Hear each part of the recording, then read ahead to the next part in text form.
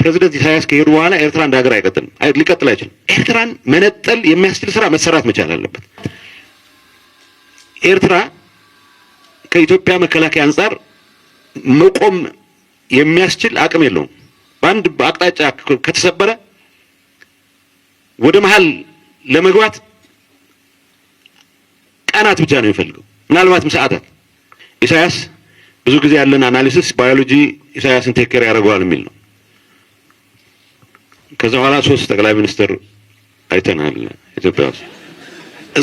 የኛ አሳምሽን በባዮሎጂ ስራውን ይሰራል የሚል ነበረ። ባዮሎጂ ሌሎቻችን ላይ ነው የሰራው። 130 ሚሊዮን ህዝብ ታፍኖ መኖር አይችልም። ለኤርትራውያን ለሀገራቸው ያላቸውን ፍቅር የሚገልጹት ከሀገራቸው በመሸሽ ነው የሆነው። ከከረን ይልቅ ካምፓላ ብዙ ኤርትራውያን አለ በአሁኑ ሰዓት። ከረን የኤርትራ ሁለተኛ ከተማ ነው። ሊትራሊ ከከረን ይልቅ ከከረን በላይ ኤርትራዊ ካምፓላ ውስጥ ይኖራል። ሰክሰስፉል ሊባል የሚችል ኤርትራዊ አገሩን ለቆ የሚሄድበት ዝም ብሎ በዘልማድ 3 ሚሊዮን ህዝብ አለው ይባላል። በጣም የሚታመኑ ምንጮች የሚገልጹት 1.9 ሚሊዮን በላይ ህዝብ የለውም ኤርትራ። አውሮፓ ውስጥ 30% ኤርትራውያን ናቸው።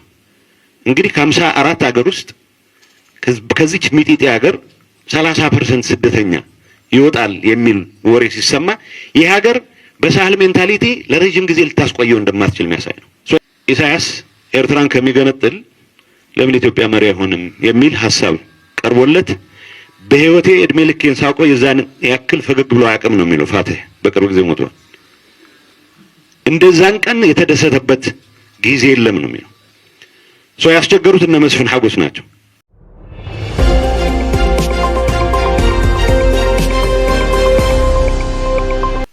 ፕሬዝዳንት ኢሳያስ ድርጅቱንም የመሰረተው ኢሳያስ በተለይ ፒኤልኤፍን ከዛ በፊት የጀብሃ እንቅስቃሴን አዳክሞ የፒኤልኤፍን የመሰረተው ኢሳያስ አሽከሮችን የመሰብሰብ ከፍተኛ ብቃት ነው ላለፉት 50 ዓመታት ያዳበረው። ኢሳያስ ከኢትዮጵያ ጋር በ2018 እንደ ከጠቅላይ ሚኒስትር አብይ ወደ ስልጣን ከመጡ በኋላ የሰላም ስምምነት ተፈራርሞም ሳይቀር ጸረ ኢትዮጵያ ኃይሎችን ከአስመራ ያስወጣል። በሆነ ሰዓት እንደሚጠቅሙት ያምናል። ተጨማሪ ሰዎችን የሚፈለፍላል እንጂ ከኢትዮጵያ ጋር ሰላም ፈጥሬ ያለሁ በሚል በራቸውን የሚዘጋበት ሁኔታ የለም። የሱዳን የሚፈለፍላቸው በርካታ ኃይሎች አሉ። የደቡብ ሱዳን የሚፈለፍላቸው በርካታ ኃይሎች አሉ። አንድ ወቅት የስሪላንካ ኃይሎች ሳይቀር አስመራ ውስጥ አስቀምጦ ሲንቀሳቀስ የነበረው ከዚህ አንፃር ከ1983 ስልጣን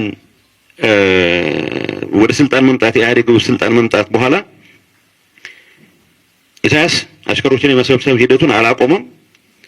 ህወሓት የማፈንገጥ ዝንባሌውን አጠናክሮ ቀጠለበት። ግን እንደዛም ሆኖ መንግስት ከተመሰረተ በኋላ በፖሊሲና በመርህ ላይ የተመሰረተ ግንኙነት ከመመስረት ይልቅ የነበረውን በበረሃ የነበረውን የውሸት የመተማመን መንገድ እንደ ትልቅ ነገር ተቆጥሮ የመቀጠል አዝማሚያ ነው። ኢሳያስ ስራውት ከኤርትራ ሀገርነት በላይ ኤርትራን መሰረት አድርጎ ከተቻለ አካባቢውን በሙሉ ካልሆነ ደግሞ ትልቅ ኢትዮጵያን እንደፈለገ አዛዥ ናዛዥ የመሆን ፍላጎት በተደጋጋሚ ያሳይቷል። ቅድም ዘሪሁን ያነሳው ፋቲህ ዕርዋ በ1990 ዓመተ ምህረት ከካርተር ፕሬዝዳንት ካርተር ጋር ተነጋግረን ኢሳያስ ኤርትራን ከሚገነጥል ለምን ኢትዮጵያ መሪ አይሆንም የሚል ሐሳብ ቀርቦለት በህይወቴ እድሜ ልኬን ሳቆይ የዛን ያክል ፈገግ ብሎ አያውቅም ነው የሚለው ፋቲህ። በቅርብ ጊዜ ሞቷል። እንደዛን ቀን የተደሰተበት ጊዜ የለም ነው የሚለው። ያስቸገሩት እነ መስፍን ሐጎስ ናቸው። እንዴ ለነጻነት ያን ሁሉ ዋጋ ተከፍለን። ምክንያቱም የኤርትራ የነጻነት እንቅስቃሴ ኦልሞስት ሮማንቲክ ነው የሆነው። በተግባር ሀገርነት የሚያመጣው ጥቅም ላይ ከማተኮር ይልቅ ዘፈኑና ግጥሙ ቀረርቶ ኢንፎርም ያደረገው ሮማንቲክ ሙቭመንት ሆኖ ነው መጨረሻ ያለቀው።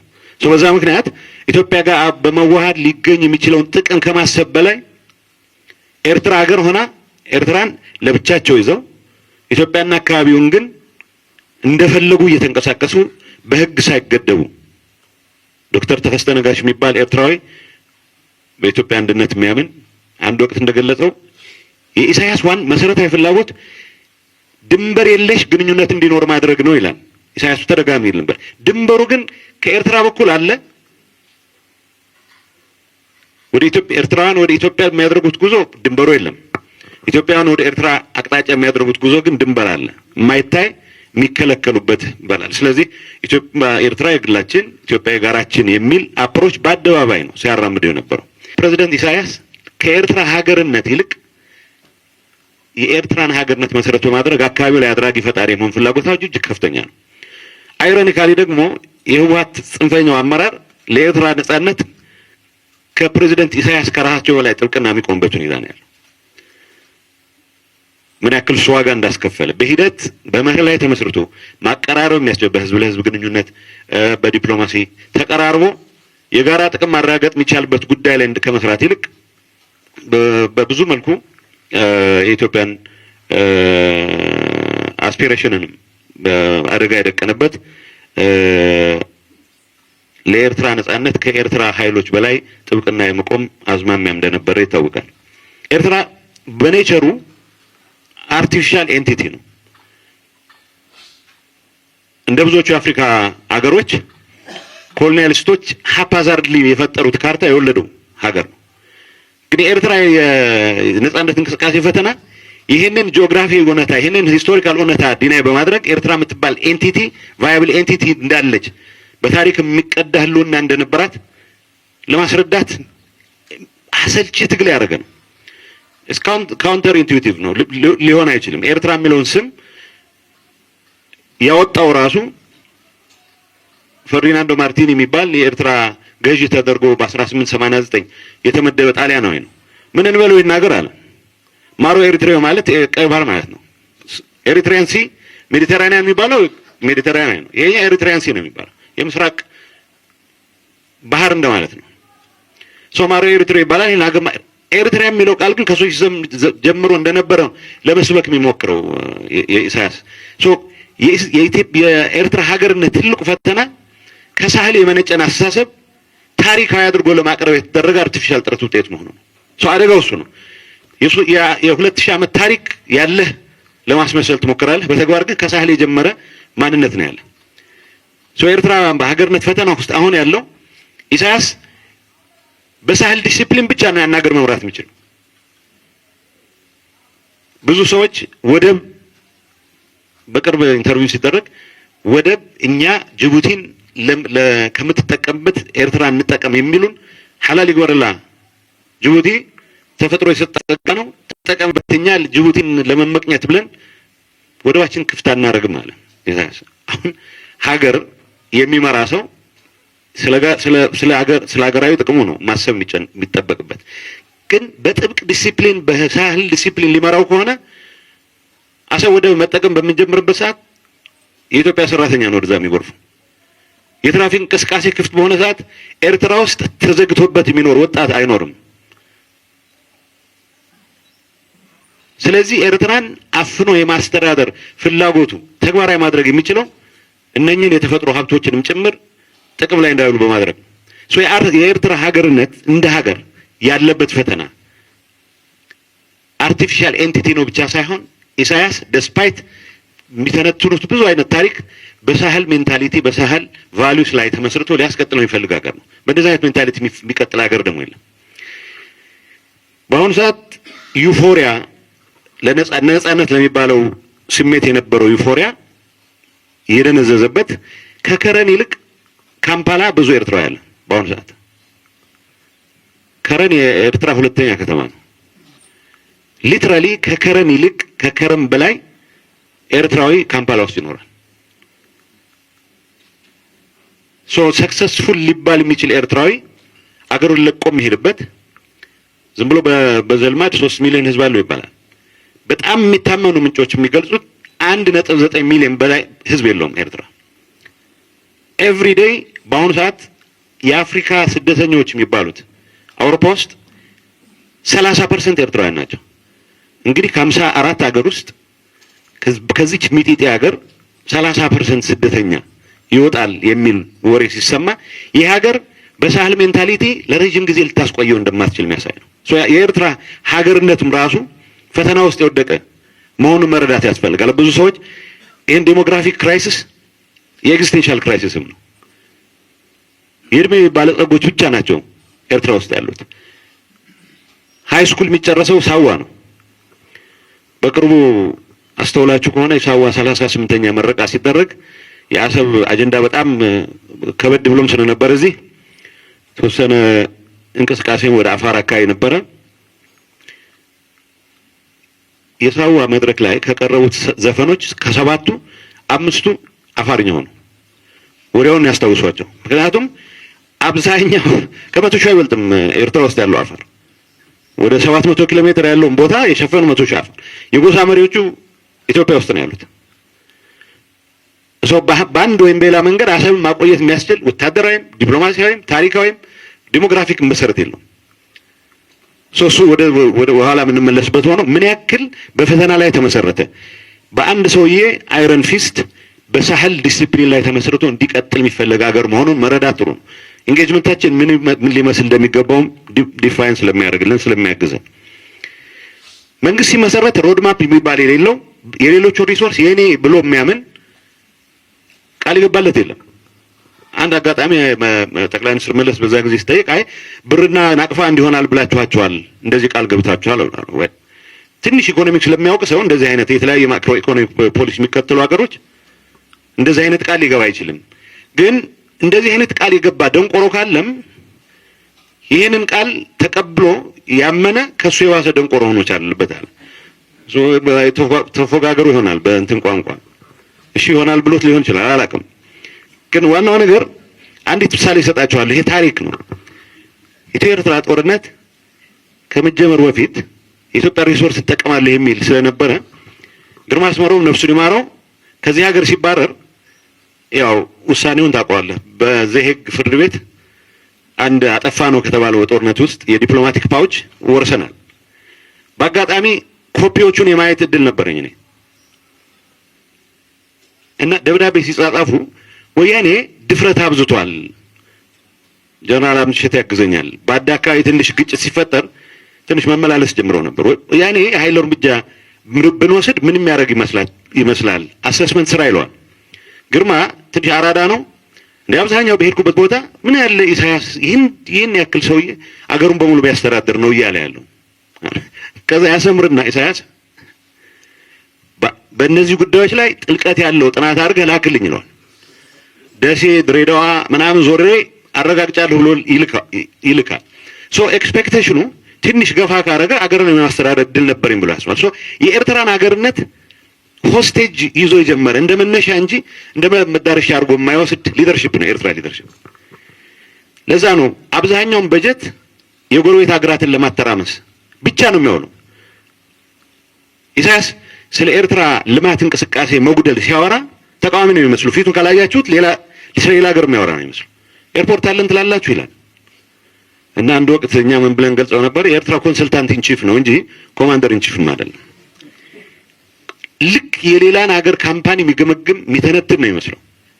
ግን የእሱ ችግር አይደለም። ቢኮዝ ኤርትራን እንደ ሀገር እንደ ፕሮጀክት የሚሰራ አድርገው አይደለም ያስጀመሩት። ዩፎሪያው ካለቀ በኋላ ኤርትራ ሪሶርሷን ማየት መቻል አለበት። ፋብሪካዎቿ በሙሉ ባድመዋል። በጣሊያን ጊዜ የነበሩ የሚባሉት ፋብሪካዎች በኃይለ ሥላሴና በደርግ ጊዜ ሬሌቲቭሊ በነበረው ሰላም ምክንያት በርካቶች ስለተሰሩ የነበራቸው ሬሌቲቭ አድቫንቴጅ የሚመስላቸው ጠፍቷል። ያሉትን ፋብሪካዎች ስራ ቆመዋል። ሶ ኢኮኖሚክ ቤሱ የተምታታ፣ ፖለቲካል ቤዙም እንደዚሁ ዩፎሪያው ባለቀ ቁጥር